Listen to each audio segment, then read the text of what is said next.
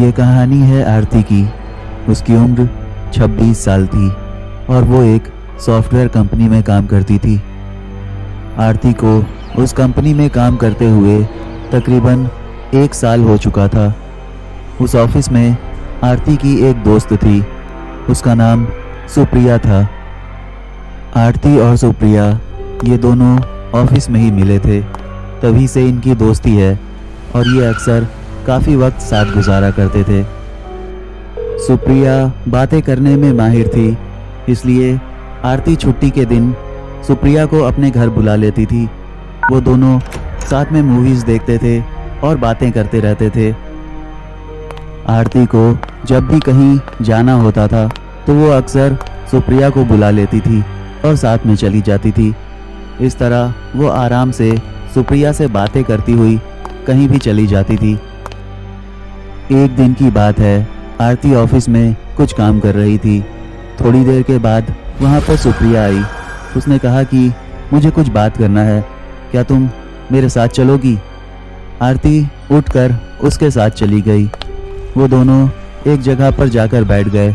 आरती ने कहा, बताओ क्या बात करना चाहती थी? सुप्रिया ने कहा, मैं सोच रही थी कि मैं अपना घर छोड़ दूं और क्यों ना हम एक नया घर ले लें जिसमें मैं और तुम हम साथ रहेंगे, काफ़ी मज़ा आएगा। बोलो क्या बोलती हो? आरती ने कहा, ये अच्छा आइडिया है, मुझे कोई तकलीफ़ नहीं, तुम घर ढूंढ लो, मुझे बता देना। सुप्रिया ने कहा, ठीक है, मैं तुम्हें जल्दी ही बता दूंगी। ये सारी बातें करने के बाद आरती वापस अपना काम करने चली गई। 2 दिन के बाद रात का वक्त था, तकरीबन 9 बज रहे थे। सुप्रिया ने आरती को फ़ोन किया। उसने बताया कि मैंने एक बहुत अच्छा घर ढूंढा है, उसमें 2 कमरे हैं और एक बड़ा सा हॉल भी है, क्या तुम वो घर देखना चाहोगी? आरती ने जवाब दिया, ठीक है, तो हम कल शाम में वो घर देखने चलेंगे, अगर अच्छा लगा तो हम वो ले लेंगे। सुप्रिया ने जवाब दिया, ठीक है, चलो फिर रखती हूँ। आरती को सुप्रिया से मिले हुए सिर्फ 1 साल हुआ था, लेकिन आरती सुप्रिया पर बहुत ज़्यादा भरोसा करती थी। उसे लगता था कि सुप्रिया एक बहुत अच्छी लड़की है और वो उसका भरोसा कभी नहीं तोड़ेगी। अगले दिन आरती ऑफिस में थी और काम कर रही थी। थोड़ी देर के बाद वहाँ पर सुप्रिया आई। उसने कहा, आज हमें कहीं जाना है, याद है ना? आरती ने जवाब दिया, हाँ मुझे अच्छी तरह से याद है, हमें घर देखने जाना है। सुप्रिया ने कहा, बिल्कुल ठीक, चलो मैं अपना काम ख़त्म कर लेती हूँ। ये कहकर सुप्रिया वहाँ से चली गई और अपना काम करने लगी। शाम के वक्त दोनों साथ में ही गाड़ी से उस घर को देखने के लिए निकल गए। कुछ दूर जाने के बाद सुप्रिया ने गाड़ी रोकी। उसने कहा, चलो यहाँ से हमें पैदल चलना है। दोनों गाड़ी से उतर गए और पैदल जाने लगे। कुछ दूर जाने के बाद वो दोनों एक घर के पास पहुँचे। वो एक छोटा सा सुंदर घर था। आरती ने कहा, क्या यही घर है? सुप्रिया ने जवाब दिया, हाँ, ये देखो कितना खूबसूरत है ये। आरती ने कहा, चलो अंदर चलते हैं। दोनों ही उस घर के अंदर चले गए। वो दोनों कमरों को देख रहे थे। उन्हें घर काफ़ी पसंद आया था। आरती ने सुप्रिया से कहा, तो ये बताओ हम इस घर में रहने कब वाले हैं? सुप्रिया ने कहा, ज़्यादा नहीं, बस 2 दिन, तुम अपनी पैकिंग कर लेना, उसके बाद हम साथ ही इस घर में रहने आ जाएंगे। आरती ने कहा, ठीक है, चलो अब यहाँ से चलते हैं। उस दिन वो दोनों वापस अपने अपने घर चले गए। आरती ने अपना सारा सामान लगभग पैक कर लिया था और 2 दिन के बाद वो लोग उस घर में रहने चले गए थे। सब कुछ काफ़ी अच्छा था। आरती अपने कमरे में थी और सुप्रिया अपने कमरे में। वो दोनों अपना अपना कमरा ठीक कर रहे थे। इस तरह तकरीबन 5-6 दिन गुजर गए। सब कुछ ठीक चल रहा था। आरती और सुप्रिया दोनों ही उस घर में काफ़ी खुश थे। एक रात की बात है, आरती अपने कमरे में सोई हुई थी और अचानक उसकी आँख खुली। उसने देखा कि दरवाजे पर कोई खड़ा हुआ था। वो दौड़कर दरवाजे से भाग गया। ये देखकर आरती बहुत ज़्यादा डर गई थी। आरती को डर लग रहा था। वो डरते डरते सुप्रिया के कमरे में गई और उसने देखा कि सुप्रिया सो रही थी। ये देखकर वो वापस अपने कमरे में आ गई और चुपचाप सो गई। अगले दिन सुबह ये सारी बात आरती ने सुप्रिया को बताई। सुप्रिया ने कहा, इस घर में तो सिर्फ मैं और तुम रहते हैं, ये तुम्हारा कोई वहम होगा। घर में कोई और कैसे दिखाई दे सकता है, इसे नज़रअंदाज करो। उस वक्त आरती को भी लगा कि हो सकता है ये मेरा वहम हो, इसलिए आरती ने इस बात पर उतना ध्यान नहीं दिया। एक रात फिर से आरती की जब नींद खुली तो उसने देखा दरवाजे पर कोई खड़ा हुआ था। जब वो उठकर बैठ गई तो वो दौड़कर दरवाजे से भाग गया। ये देखकर आरती बहुत ज़्यादा डर गई थी। वो सुप्रिया के कमरे में गई। उसने सुप्रिया को जगाया। उसने बताया कि कोई मेरे कमरे के दरवाजे पर खड़ा हुआ था। सुप्रिया ने कहा, ठीक है, घबराओ मत, मैं देखती हूँ। सुप्रिया ने इधर उधर सारे कमरों को चेक किया पर कहीं कोई नहीं था। सुप्रिया ने वापस आरती से आकर कहा, तुम सो जाओ, सब कुछ ठीक है, कुछ नहीं हुआ है। उस रात आरती चुपचाप सो गई।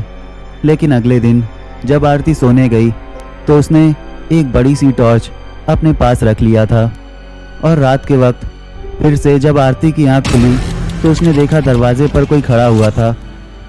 आरती ने फौरन टॉर्च की रोशनी उस आदमी पर कर दी और उसने देखा कि वो सुप्रिया थी। वो हंसने लगी, कहने लगी, मैं तुम्हें देखने आई थी कि तुम सो रही हो या नहीं। आरती ने कहा, तुमने मुझे डरा दिया, क्या इतने दिन से हर रोज़ तुम ही खड़ी रहती थी? उसने कहा, नहीं, मैं तो बस आज आई थी, मैं तुम्हें देखने आई थी, हर रोज़ मैं नहीं आती हूँ। आरती ने कहा, ठीक है, कोई बात नहीं। ये कहकर दोनों सो गए। आरती को ये बात थोड़ी अजीब लग रही थी। सुप्रिया का रात को इस तरह दरवाजे के पास खड़ा होना ये बहुत अजीब था। आरती ऑफिस में थी, तभी उसके घर से फ़ोन आ गया और उसे पता चला कि उसकी माँ की तबीयत थोड़ा ख़राब हो गई है। शाम के वक्त आरती अपने घर जाने के लिए अपना सारा सामान पैक कर रही थी। उसके कमरे में सुप्रिया भी आ गई। उसने पूछा, कब तक लौट कर आओगी? आरती ने जवाब दिया, 1 हफ्ता तो लग ही जाएगा। सुप्रिया ने कहा, ठीक है, फ़ोन करती रहना। आरती टैक्सी लेकर अपने घर के लिए निकल गई थी। उसे रास्ते में याद आया कि वो अपना लैपटॉप भूल गई है। वो सोचने लगी, वापस रूम पर जाकर अपना लैपटॉप ले लूं या नहीं। वैसे मुझे 1 हफ्ते तक घर पर रहना है, बिना लैपटॉप के मैं क्या करूंगी। आरती ने टैक्सी वाले से कहा, भैया वापस ले लीजिए, मेरा कुछ सामान छूट गया है, वो मुझे लेना होगा। टैक्सी वाले ने गाड़ी वापस घुमा ली। आरती जब रूम पर पहुंची तो उसने देखा कि उसके कमरे का दरवाज़ा खुला हुआ था। ये देखकर वो हैरान हो गई थी क्योंकि उसने अपना कमरा लॉक किया था। वो सुप्रिया के कमरे में गई और वो भी कमरा खुला हुआ था।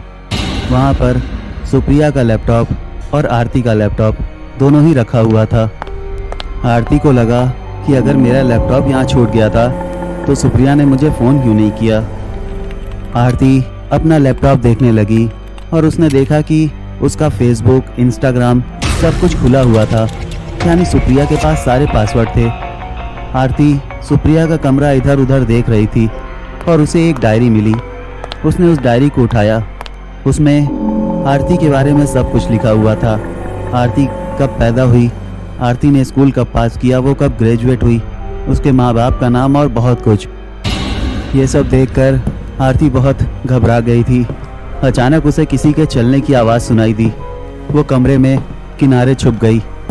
कोई दरवाजे के पास आया और उसने दरवाज़ा बंद कर दिया और वो ज़ोर से हंसने लगी।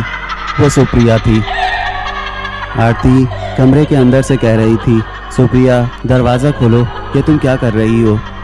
सुप्रिया ज़ोर ज़ोर से हंसने लगी और कहने लगी, मैं सुप्रिया नहीं हूँ, मैं तो कोई और हूँ और अब मैं दरवाज़ा नहीं खोलूँगी तो इसी में मरेगी, इसी कमरे में मरेगी, देख लेना।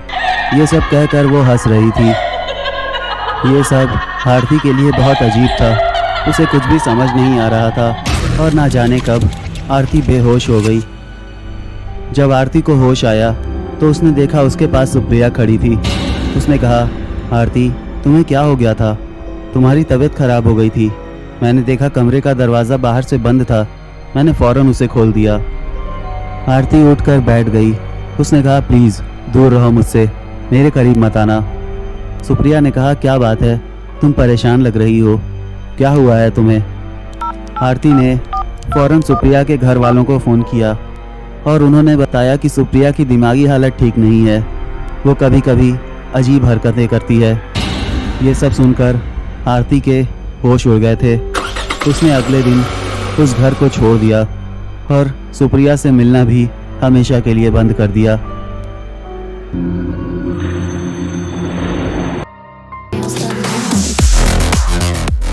हाय एवरीवन, उम्मीद है कि वीडियो पसंद आया होगा और अगर पसंद आया है तो प्लीज़ वीडियो को लाइक करो और शेयर करो, और अगर आप नए हो तो सब्सक्राइब कर लेना, साथ ही साथ नोटिफिकेशन बेल को भी दबा लेना, जिससे कि मेरा वीडियो आते ही तुम्हें फ़ौरन पता चल जाए।